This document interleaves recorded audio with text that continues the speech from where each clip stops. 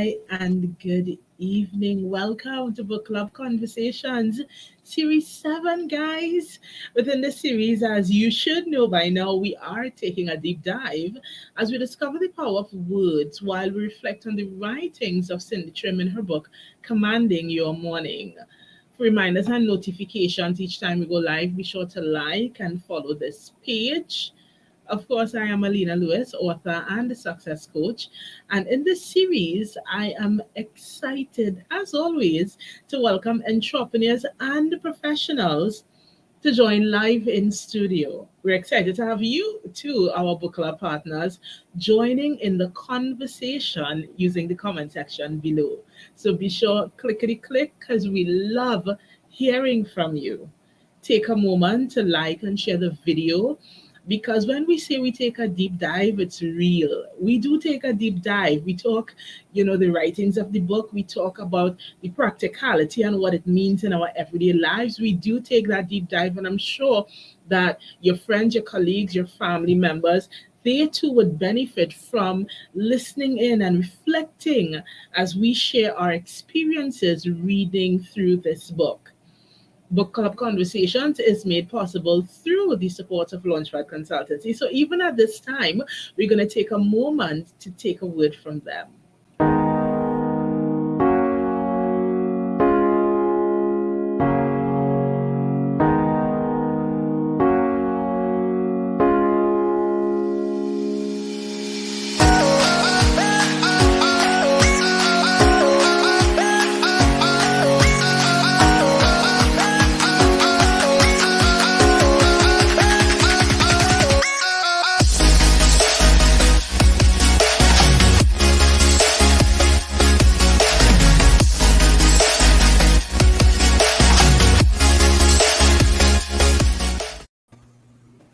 And here we are together again, Janine Caesar, Paula Cumberbatch, Renma Berkeley, and we're live in studio this evening chatting about Chapter 7, How to Become an Overnight Success. And you ladies know I love for this series to get into the idea of the awakening.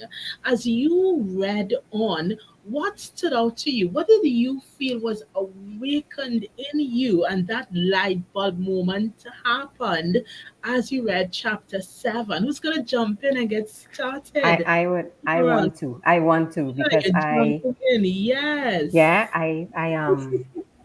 I thought that from the first to to to to perceive the world differently, we must be willing to do four things. That was like this equation, right? We must be willing to change our belief system. One, two, let the past slip away. Three, to expand our sense of now. And four, dissolve dissolve fear in our minds. And this would um this would this for me was the equation to success as far as I'm concerned, and but it was just that you needed to change your mindset to perceive the world differently. So I broke it down and I was like, change my belief system, the things I needed to do to change my belief system. I had to take a deep look at how I did things in the past. What are the things that I would have been told in the past that I took on as truth? um, just kind of re-engineer how I even see myself, Paula. And then by the time, and then let the past slip away. And I think I just needed to, well, and that's a really tough thing to do. It's just to let it go. Just let it go. Let the hurt go. Let the disappointments go. Let the traumas go.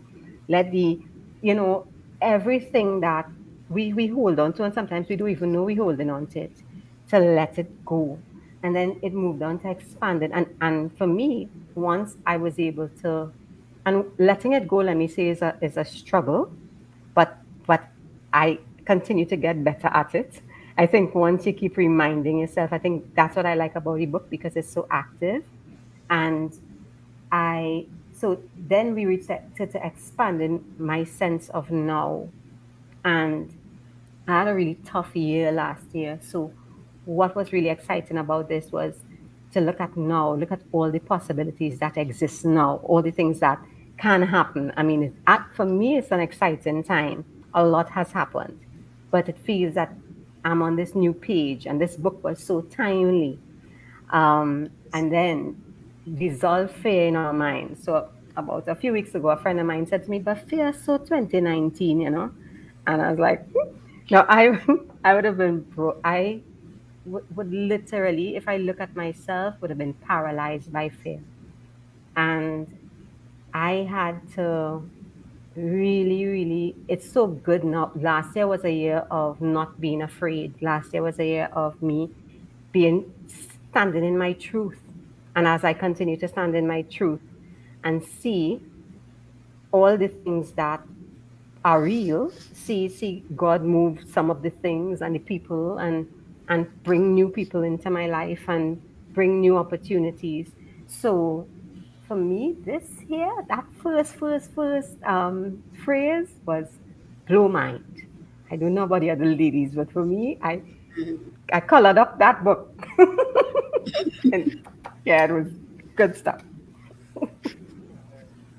Well, when I first read it, I was like, overnight success? Who really has an overnight success? There's no such thing as an overnight success. Yeah, That, to me, there would have been things that were put in place before, yeah, and then suddenly it bore fruit. yeah, Oh, cigarette. Suddenly, you got the fruit of that labor. It, right, it finally blossomed. But when I read further, I saw where she spoke about the things that same thing I said, the things that you did before, the words that you uttered, the things that you put in place, it came to pass. And I was like, oh, because I didn't think anybody had an overnight success. This chapter was really interesting. It yeah, really was. And as Paula said, there were a number of times I was like, what is this? What is going on? There were so yeah, many interesting things in this ex- chapter. yeah, It really was. It really was. Yeah, I would agree with you. For me, just I just read the title. I read the title like three times. I slowed down, and you know, when she talked about overnight, what came to me was, just as the night is symbolic of, the difficulties and the adversities that you face, the morning is symbolic of your strength and ability and perseverance to overcome these challenges. So, for me, I looked at even the phrase, the name of the book, Commanding Your Morning, and um, how to become an overnight success, in a totally different way. So before I even started reading, just that alone really, I had to just sit down and meditate on that for a while. It really stood out to me um, when in the book she spoke about success, and success being the fulfillment of divine purpose. mhm, And it reminded me, in my capacity as a business coach, one of the things that I tend to say a lot is success is an experience that can be had daily. Because a lot of times, there is the habit of looking at success as this huge milestone we achieve once in a while based on what everybody else is doing, because we need to figure out if we met the standard of this particular group of mhm, people. But when I read what Cindy Trim wrote, it really brought it back to me why that idea of success being something that can be experienced daily, why that is so important to me. Because if we were to regard success as our ability to fulfill divine purpose, whatever we were created to do in this world, can you imagine how many people would be able to walk away from depression and anxiety and fear yeah, and all those other things? Because in yeah, so many instances, we embrace those negative experiences because we're trying to be like the neighbor, we're trying to be like the friend, we're trying to be like Yeah. the relative, the colleague, whoever. We're trying to be like somebody else because we think that is what success is, or that is what society tells me I need to do, or how I need to be, the path I need to follow in order to embrace. And just imagine we were to take on and really embody other people's experience of success, how that even affects our perception as it pertains to commanding our morning. Because really, what we're doing is trying to command a morning that somebody else is living instead of trying to walk in what we are instinctively Yes. wired to become. And that could be Yes. so miserable. I mean, imagine it for a minute, fulfilling somebody else, trying to fulfill somebody else's destiny, trying Yeah. to be somebody else's best when we neglect to be your own Who we best, are. my own best, you Mhm. know, And then and in that's doing really that, stood you out rob to us of me. yourself. Yes, Janine? Oh, I'm sorry. I said, and in doing that, you rob us of yourself, of what you can bring. Yeah. Yeah. And Yeah. so that really it was a good reminder for me, to read that and to just be reminded that we're all so unique, we're all so different, and there's no need to try to replicate somebody else's experience in Yeah. order to be great. Because greatness doesn't, you can be great all by yourself, you Yeah. know because and I don't remember what chapter it was in, but earlier in the book, I was reading whatever it was. I'm going to paraphrase here. It reminded me of the notion, if any of you remember, you could tell me, where it talks about really connecting with what is on the inside and really letting that internal reality or revelation Mhm. about who you are and what you want to do be the driving force and the source for your inspiration. I don't remember what chapter it was, but there was something in the Right. book that really spoke to that. And that's what I thought was so encouraging, such a wonderful reminder that we don't have to look at the external to be able to connect with our greatest sense of self. That even as we command our morning and we tap into our vision for who we want to be, what we want to achieve, that we can do that not by looking at the world, but by looking on the inside and pull back and be like, what is there? What's on the inside Yeah. of me that Yeah. I'm gonna pull out to be able to walk in my greatness, which has nothing to do with anybody else, because my ability to shine doesn't take away from anybody else's ability to shine. We can all shine together, and it would Yes. be a wonderful thing. Janina, see you smiling there again. What's running through your head? Well, I'm all about your uniqueness and your sparkle. We always need to have Yeah. that Yeah. essence of that person around us, because as she says, or as it's always been said, you have a purpose. You have a purpose. As you say, trying to fulfill somebody else's purpose, we're going to miss what you have to bring, and that could be even greater than what it is that you're trying to emulate. Try to be Yeah. you. Try to look inside of you and discover what you can do to bring out your sparkle. And I think that when you, because what I noted was right next to that quote was the fact that we are representing God. And Yes. I like that. That is not just representing, but representing who God is. Our God inside to others. I must be God to you. You must be God to me. And and I think that success and prosperity, the way she put it, I think it's really easy. Your view of success, because many people think success is riches. Many people think success is having 4 cars and a big house, and I think I'm not saying that that's not some given by God, but I'm saying that what that continued in that interaction and that relationship that allows you to represent Him to others is what then makes prosperity prosperity. Then what makes, because he spoke about prosperity, paraphrasing, it being like, it being the thing that is enough for you, to sustain.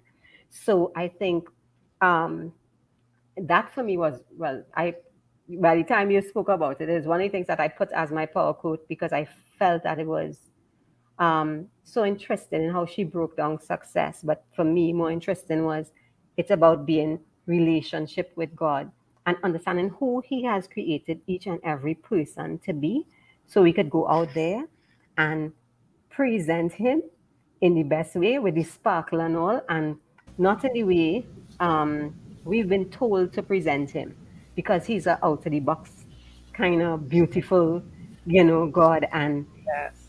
just who and everything I am. And I don't even mind sharing that I am learning now in my life. But like Joseph, nothing happens. Nothing. God writes straight on crooked lines. And I'm blessed that He's written straight on these crooked lines, and He's still writing. So, even now, and that's why I'm so excited, because I'm seeing all the things that I thought at the time not working, everything coming together, So Well, another idea, Alina, you're muted.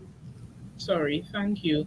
Even as Paula talked about representing, as they talk about representing, mhm, representing, and there is that spiritual aspect, but I think there's also a very practical aspect too. mhm, So if it is, mhm, let's put at the mhm, center greatness, or let's put at the center success, whatever word we want to use here. mhm. If we as individuals are to represent, it really explains why each of us could be unique and do the same thing in different ways, Yes. or different things in different ways, and it still be awesome and amazing, because we are all representing our, our expression of greatness using the instincts and the uniqueness that is on the inside Yeah. of us. So, like, if I may say so, in my opinion, Renma has a unique ability to be to silently be an effective Yeah. pillar. Yeah. When I tell you I Absolutely. love her ability to do that, I can't do it. I I'm not the ministry, Jesus and call. That's not my, it's not who I am. My personality does not accommodate that well. Yeah. She has a silent way of being a pillar and creating efficiency in a space. And Right. when I tell you I love that, and I could see if someone doesn't understand the value in that, somebody could probably overlook that and think, or her voice is not important, or her action or her contribution is not important, because they don't understand the value in being Mhm. a silent pillar creating efficiency in the background of a moving thing. But she has this amazing ability to be that, like, to be, how they talk, the eye of the storm, the calm that is Yeah. the eye of the storm. She has Yeah. this ability to do that. I can tell you I don't have it.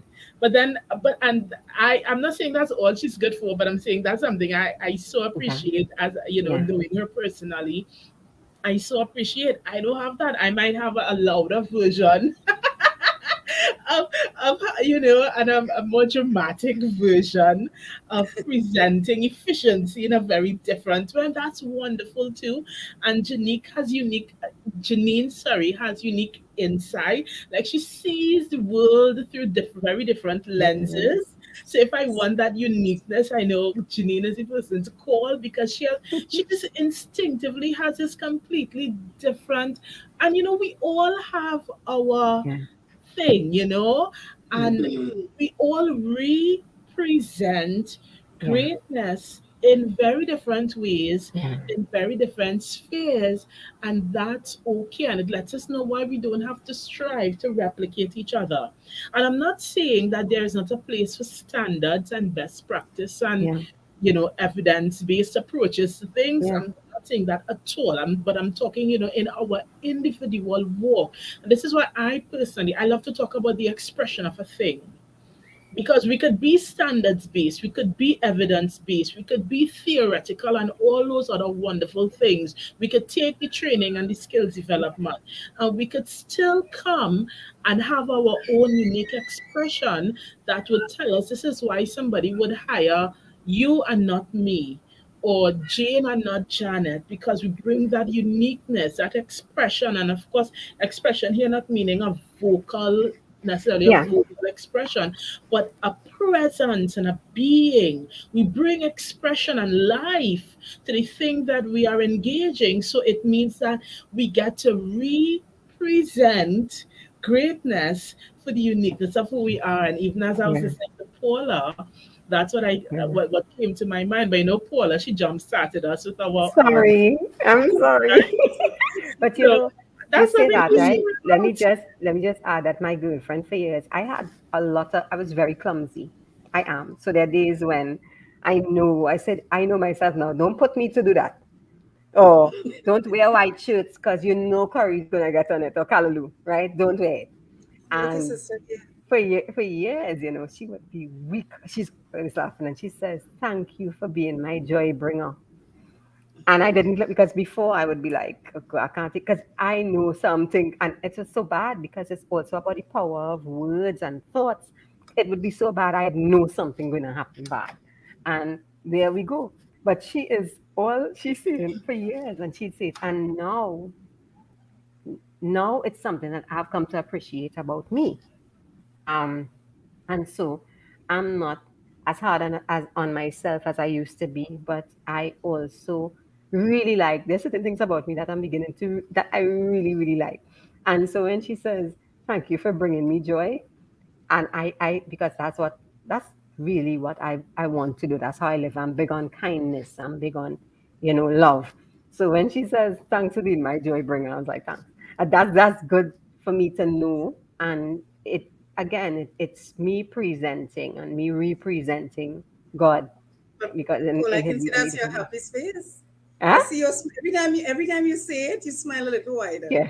So that's your happy face. Because I laugh, I we see laugh it. a lot. So yeah, yeah, so But it's something that Alina said as well. Remember, you are quiet, but I realize that there's a quiet strength in you. Frank, yeah, And it for me to be creative and to be myself, I lean on people like that. I lean on Paula's happiness.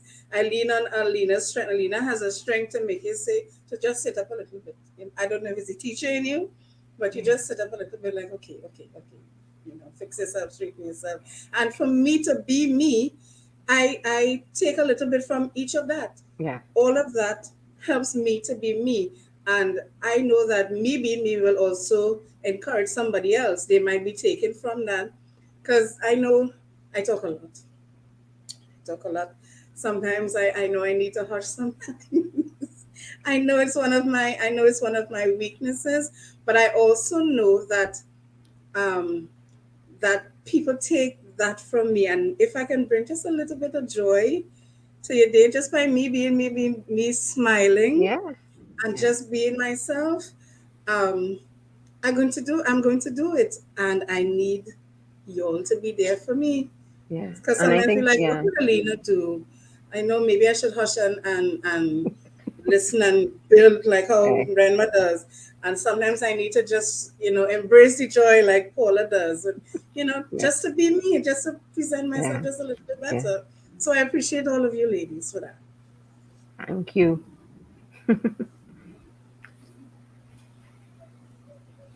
And there's something else you said, Paula. I know I'm talking about still, but I know you were speaking about happiness, and I wanted to say that happiness is different for everyone, for everyone. Mhm. So what would make me happy may not make you happy. Yeah, What may make you sad, may not make me sad.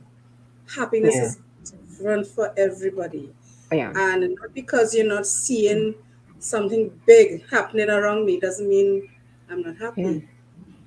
I can be very yeah, quiet sometimes and just you just see me sitting and smiling. It's because I'm happy.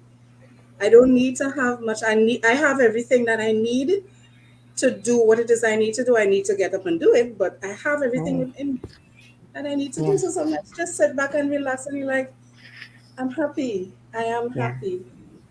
Yeah. Even as a contribution, I know Paula got us started with the power quote, and something I read in this chapter that is not new, but it was refreshing, and I could see myself really basking in its thought in the coming days. Is the notion that nothing leaves heaven until the request for it leaves earth. And it reminded me of the negative power of silence.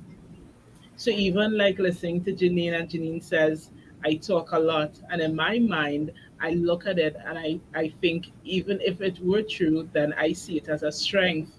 Yeah. Because maybe we all need to talk a lot. Yeah. Because if it is we were to say, hey, you know, nothing gets stirred in the atmosphere until we speak it. Maybe we all need to be talking a bit more. You Yeah. know, it's nice to think, but the writing of Cindy Trim is reminding us it's even better to talk. It's better, and it doesn't. And you know what's lovely in when this talking is not necessarily talking to any particular person.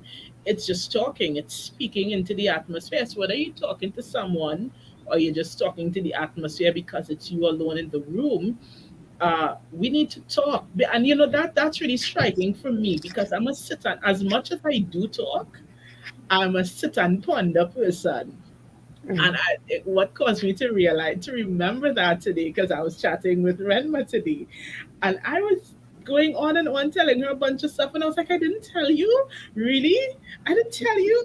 And like, there's so much churning in my mind. I didn't even notice that I didn't speak to anybody about it because I was so engrossed in just Yeah. churning these thoughts in my mind that I was good. I didn't say anything, but it made me realize, it reminded me how much of that probably applies to prayer, or how much of it probably applies to speaking positivity, that we could be so engrossed in the thought of a thing that we forgot to speak the thing. Whether we talk to God, whether we speak to the air, whether we speak to a girlfriend or whoever, it doesn't matter. We forget to speak. I can tell you, I forget to speak because I Yeah. tend to be so engrossed at the thought level in brainstorming and dissecting and just Right. analyzing the whole thing. I could just forget to talk about it. So when I read, it was such a refreshing reminder. Nothing leaves heaven until the request for it leaves earth. So if I am accepting the writings of Cindy Trim, part of accepting the writings of Cindy Trim is to say, whoa, after I have finished, and even in the process of thinking all of the thoughts, I need to speak those thoughts out and declare a thing as though it is, so that even in the atmosphere could get ready for me to step into the thing I'm about to have, to embrace, to be a part of. And for me, that was a powerful reminder, just because it's just my instinct to think and to type. I think and I type. Mhm. I don't, and Mm. especially it mightn't apply to everyone, but especially in a COVID recovery world where I'm not physically required to go out to meetings and have Yeah. all these physical interactions. We're 2 years in. I Yeah. really We. am deep into thinking and typing. I don't have to talk. I sit in Yeah. my workspace, my computer, and all the things that I need. I think, I talk, and I do meetings. But I think and I talk. I mean, I think and I type. Sorry. And so it really was a wonderful reminder to me of the importance of talking, not talking and just talking plenty, but talking with intention and purpose. Because I must understand that if I am to, with ease, step into the thing, whatever it is, I must set Yeah. the atmosphere around me so it is ready for me to Yeah. step into. Yeah. No, I would agree with Alina because I'm like that. I think, I meditate, I dissect, I go really deep. I'm lost in my own world sometimes. And I don't talk. I don't talk much. I would talk when I've gotten everything sorted out. That's months later. And it was coming until the end of last year I realized, I need to start talking a bit more. I need to start, speaking, declaring things, because I was looking back at, the last 2 years. I had all these plans, I written it down, and I guess because I didn't share anything, to me, it felt like there was no accountability then in the atmosphere. There was nobody to come back 6 months later and be like, hey, Anita, me was going to do this. How it going? And so I realized, you know what? I need to get myself some good people, some good support, some good networking, so that when I talk about something, you're in a safe space, in a space of encouragement, of support, and you also have this level of accountability where somebody could say, like, listen, I know you was doing this, how it going? Or you have a challenge, you know what, try this, or you know what, why don't you check out this place? And so, it's the same thing. I agree with Alina. Sometimes we really need to talk a bit more, not just talking, but have purpose when you speak. But Renma, even as you say that, the thought that popped into my mind is you say you think about things and you don't talk about it until after it's worked out. And I was just thinking to myself, imagine if we're accepting the principles outlined in this book. It means if it is you talk as you think, it could work itself out much faster. Mm. Think about it. Imagine if you're unpacking some major challenge and you're thinking, and let's say this problem is broken up into 10 parts that you have to think through. Can you imagine if after part one, instead of challenging yourself to think through everything, we use these principles, and after part one we start to speak to the problem, speak to the atmosphere about the problem, about how part one needs to change. If the principles of the book are to be true, it means the unlocking of part one to get to part one, part two would happen that much faster because you're speaking to the atmosphere to cause a shift to happen. So you're not only relying on your own thought process to guide you through figuring it out, but you could actually change the whole problem even before you figure it out if you speak to the problem, if we are to accept the principles that are Yeah, in this book. yeah. Yeah, yeah. Hmm. But for people like because I talk a lot as well. So Janine, you're in good company. But the thing is that um, well, I've been made to feel bad about that for so long. But so I'm on the reverse though, where I talk, and I don't think sometimes. So what I've learned is that I need to process something, and so I've learned to do that. I hear you and I get what you're saying, and I completely agree. But so I have to do the so it's like the inverse now, the reverse. So I have to do it now. I have to think it through, work it out, then declare it.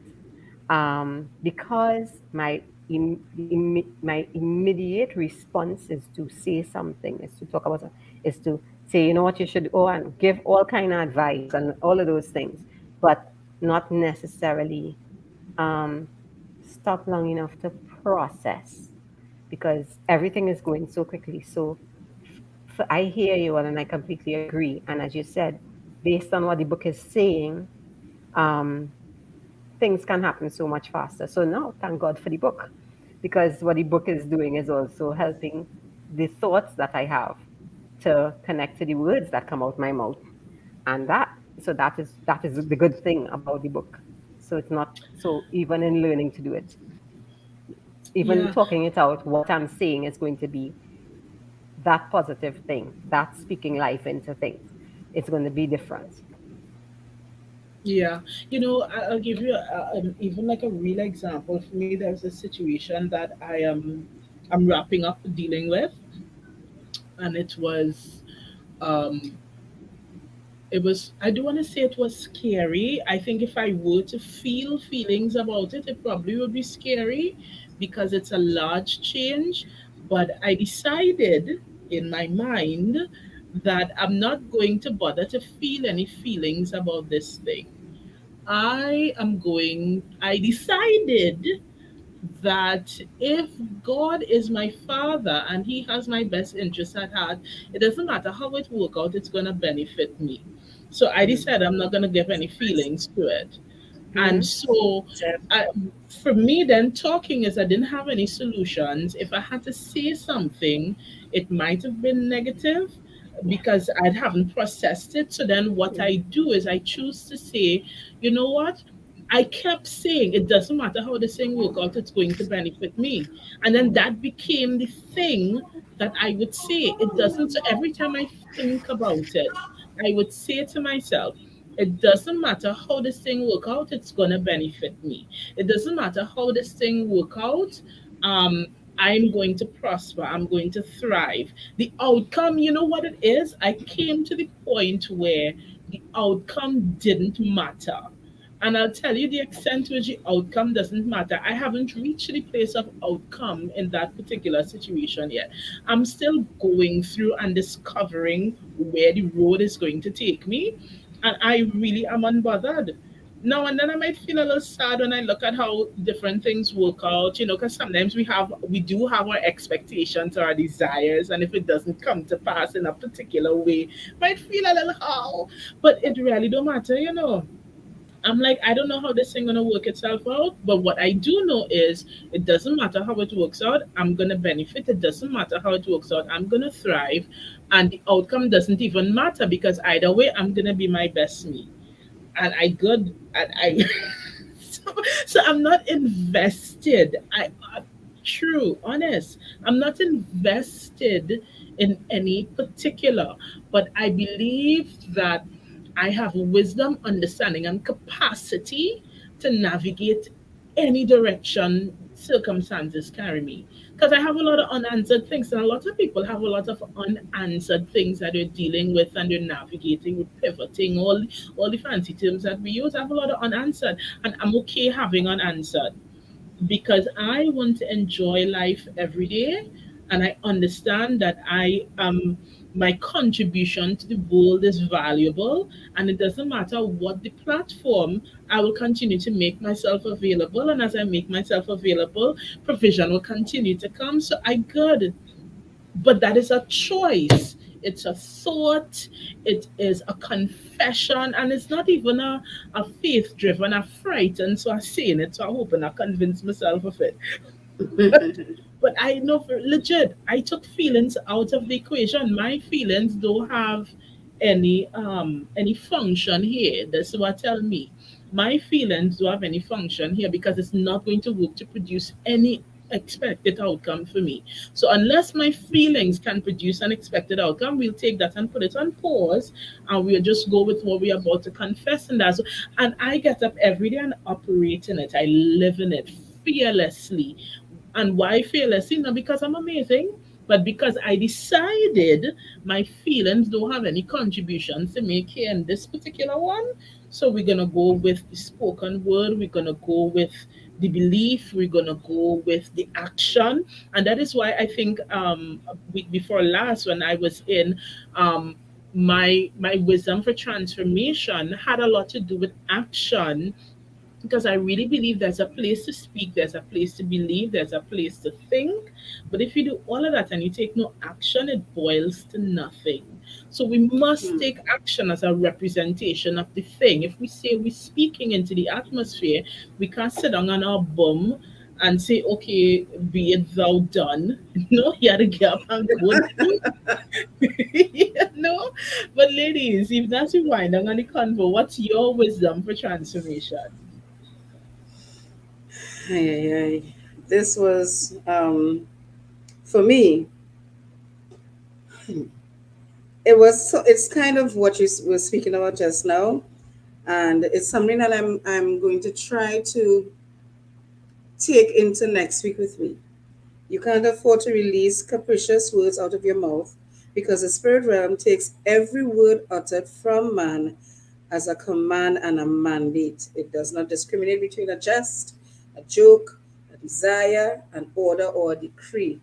And that blew my mind a little bit. Like, you talk a lot, you like to make people laugh, but you also need to be aware of the power of words, of the way it can affect your atmosphere, and the way that you can block your blessings if it's not done properly. So with next week, I'm going to, be a little more. I shouldn't say next week. I should command my morning and start from tomorrow. Be a little more cautious with my words.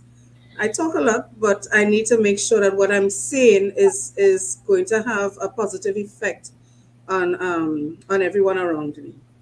And you know, Janine, there's a second layer of that that I'm very mindful of, where while we could remember that, the atmosphere doesn't know the difference between all jest and joke and all of that. In the same way, I'm very mindful of when people speak to me or speak concerning me in negative ways out of joke and jest. Because the same applies not just for what comes out my mouth, but what comes out other people's mouth concerning me. And so over the years, my very respectful response that I have chosen is I do not receive that.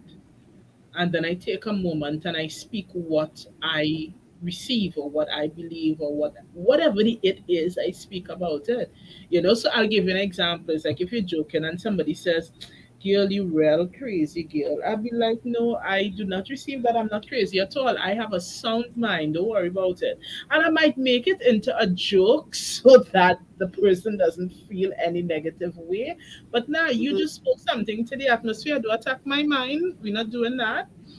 I And like that. I mean, that's an oversimplified example, of course, but I'm very mindful of when people say, "Oh, you really feel you're gonna get through that, girl? Me if you now work out and whatever the it is," I'd be like, you know what?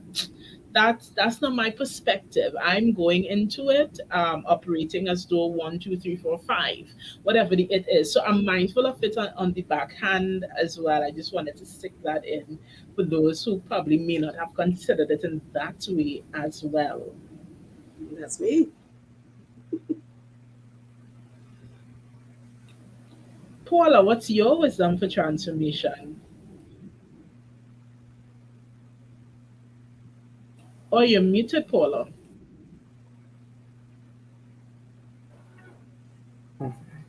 Yes. Sorry about that. So, what the takeaway for me was God has empowered you through Christ to light into to speak light to speak light into every situation. He has given you the tools and the ability to dispel the dark and create beauty and order wherever you are. And that's so I constantly, while I read this, because I read over the chapter, but I made this about me. I personalize that. And I think even understanding that He has given me tools and the ability to dispel darkness and create beauty and order wherever I am, not just wherever I am physically, but wherever I am in my life, in my circumstance. And He has given me that. And you know what? One more interesting thing to share is He said, God locked up all the mysteries of what humanity would ever need in what He created, so that we could co-labor with Him to unravel those mysteries and continue to to continue moving creation towards an expected end. And I just thought that was great stuff, so that I could work with God. So everything is set. He said that last week. Everything is already in us. Everything is set. And we know, it's up to us now working with Him to unravel the to unravel the mysteries, to be able to create great things. And so I just thought that those two things were really important. So as I said, I keep saying it over and over, that He gave me the power to dispel and to create order. And I just think that that was absolutely beautiful. Yeah. Ren, what's your wisdom for transformation? Muted. Yes, my wisdom for transformation is where she said, get actively involved in your own destiny. Because, I grew up with, you grew up in church with the thoughts that, you know, you don't really have to do anything. Just pray and that's it. Just pray and everything could come to pass. But it's like, no, I need to get up and get as well. As Paul has said, you're working with God, you're a co-laborer. He's done his part in the spiritual realm. So now I have to do my part in the physical. So, that really inspired me because, even as she said, everything that you need is already in you. You just have to do your part with your thoughts, your words, your belief, your intentions, so that it could come out, it could activate, and you could get it done. So to me, that was just like wow, yeah, Ladies, thank you so much for joining me. This truly has been a deep conversation. I love it. There is so much we unpacked tonight. So much I'm sure we could keep chewing on in our minds. And it's gonna be lovely. On Thursday, those who are viewing live and who are gonna look at the replay, Thursday is the last of Book Club Conversation Series 7, where we're going to deal with Chapter 8, Commanding Your Morning. So please, we hope you come out. We hope you join in. We're going to be putting the studio link in the comment section in case any of our live viewers want to just pop in for a quick sec to join the conversation. We're going to be letting you come and join us live on Thursday. We look forward as we end and have a great finale because I tell you, I am sure we are all empowered in new ways to really go into 2022 and command our morning and embrace all the greatness that is in the atmosphere waiting for us to command to be manifested into our spaces. So ladies, have a great night. Our book club partners, thank you for joining us. Those watching on the replay, please do share because this truly was a good convo. So ladies, have a great night. Thank you. And until Thursday, continue to stay safe. yes.